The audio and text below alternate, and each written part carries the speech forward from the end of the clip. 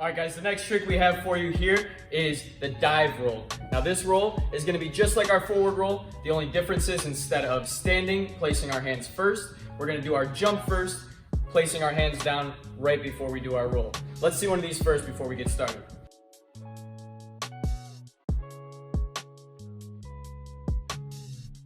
All right, so let's get into this one a little bit. First thing that we're gonna do, we're gonna start down in our ninja squat, nice and low, with our hands in front of us, ready to catch. From here, we're gonna start to lean forward and we're gonna do a very small jump into our roll to get a little bit comfortable with the balance of moving forward and rolling over. Once you're comfortable with that, we're gonna go ahead and make that jump just a little bit bigger each time, remembering, of course, to use our hands for good balance and bending them down into our shoulders for a nice smooth roll out through the front.